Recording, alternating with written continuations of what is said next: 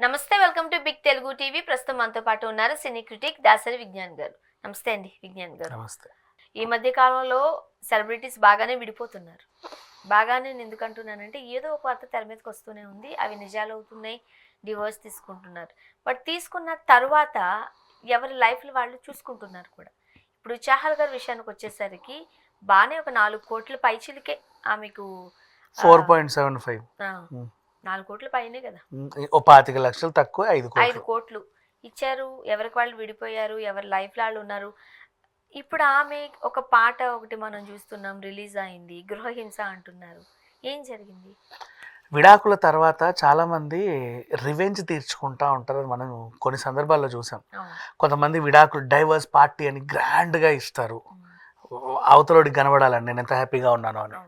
ఇంకొంతమంది ఏం చేస్తారంటే సోషల్ మీడియాలో వాళ్ళకి సంబంధించి నెగిటివ్గా ఇండైరెక్ట్ పోస్టులు పెడతారు. అండ్ నరేష్ లాంటి వాళ్ళు సినిమాలు తీస్తారు, మళ్ళీ పెళ్ళి చూసావు కదా. దాంట్లో సౌమ్య సేతుపతి అంటే రమ్య రఘుపతి, ఆమెను అగ్రెసివ్గా విలన్గా చూపించే ప్రయత్నం చేశాడు. ఇలాంటివి ఉంటాయి, అంటే డబ్బులు ఉంటాయి.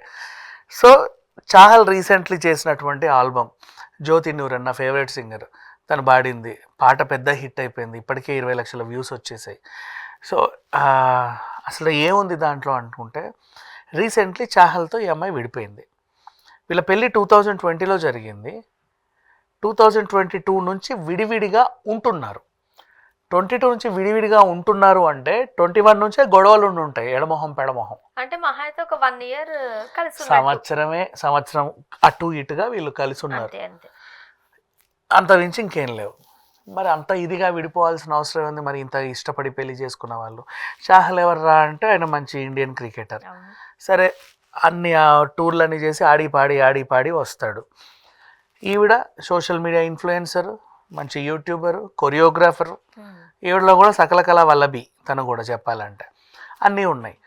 వీళ్ళిద్దరి జీవితం ఏమో సక్రమంగా లేదు. ఏమైందా, ఎందుకు విడిపోయారో, సరే పోనీలే విడిపోయారు కదా బాగుండండి అనుకున్నాం.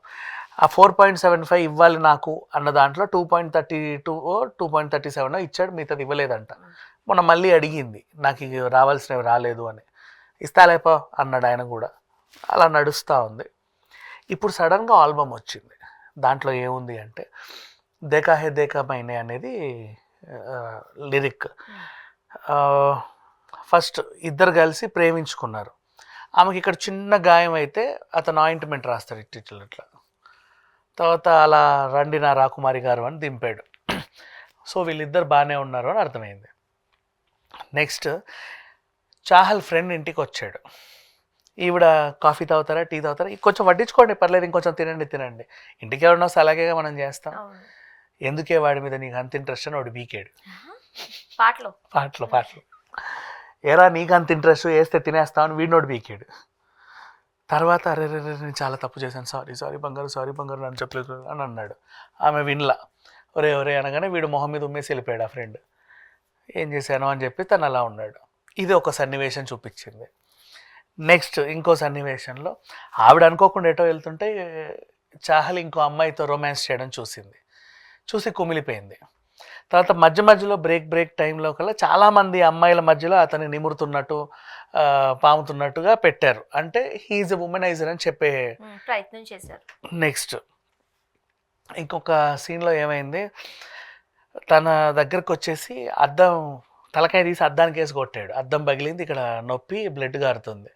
తను చూసి ఆ ముక్క తీసి చేతిలో పెట్టి, చూడు నువ్వు ఎంత పని చేసావు అంటే, అరే బంగారు నేను ఇంత పని చేశానని నేను నిజంగా అలా అనుకోలేదు, సారీ అన్నాడు. ఈమె కూడా సర్లే అని చెప్పి ఏడుపు మొహం వేసుకొని వెళ్ళొద్ది. తను వెళ్ళిన తర్వాత అద్దంలో ఈయన మొహం చూసుకొని హి అని సైకిక్ గన్ అవుతాడు. అంటే ఇది కూడా డ్రామానే అన్నట్లుగా.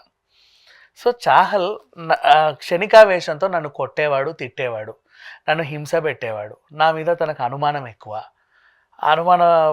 ఇది పెంచుకొని నన్ను చిత్రవద చేసేవాడు అని చెప్పకనే ఒక గృహహింస వీడియో ద్వారా చెప్పే ప్రయత్నం చేసింది. నిజంగా చాహల్ అలాంటి వాడేనా? ఇంత హింస పెట్టాడా? ఒక క్రికెటర్ అయి ఉండి ఎప్పుడో కానీ ఇంటికి వెళ్ళాడు కదా, ఎప్పటికో వచ్చినా కూడా ఆ కాసేపు కూడా ఉండకుండా ఈమెను అటేసి 4 దంతే ఈయనకేం వచ్చింది అని చాలామంది అనుకుంటున్నారు.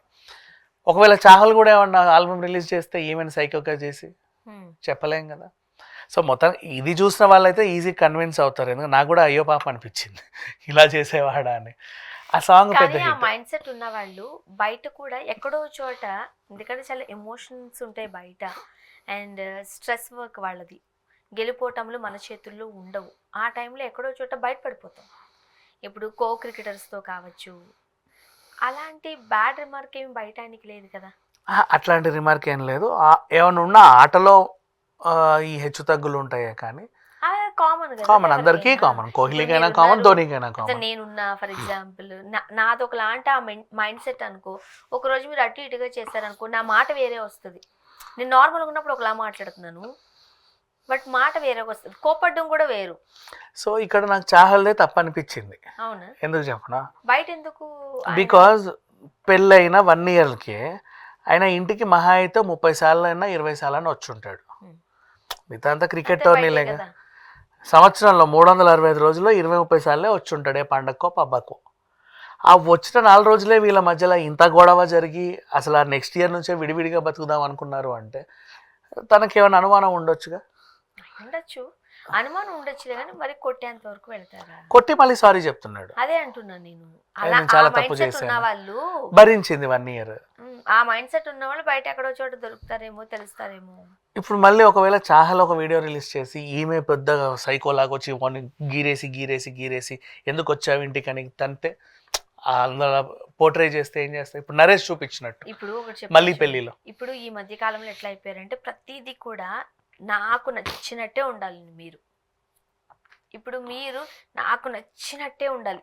ఇక్కడే ఇష్యూస్ స్టార్ట్ అవుతున్నాయి. ఇప్పుడు మన పేరెంట్స్ వరకు వెళ్ళండి, డాడీ చేసే పనులు మమ్మీకి చాలా నచ్చు, ఆయన కాంప్రమైజ్ అయితే అడ్జస్ట్ అవుతారు.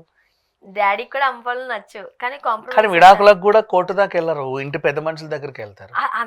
4 గోడల మధ్య ఉంటారు చాలా సంవత్సరాలు. ఇవి చిన్న చిన్నవే, ఇలానే కావాలని పెట్టుకోవడాలు ఎప్పుడైతే స్టార్ట్ అయ్యాయో డివోర్స్ పెరిగి, ఒక రకంగా చెప్పాలంటే మేబీ అలాంటి చిన్న చిన్న మిస్అండర్స్టాండింగ్స్, అంత పెద్ద పెద్ద గొడవలు కూడా చాలా మంది దగ్గర మనం చూడట్లేదు. అవును, చాలా చెప్తాం చిన్న కారణానికి విడాకులు తీసుకున్నారు అని. చిన్న చిన్న వాటికే.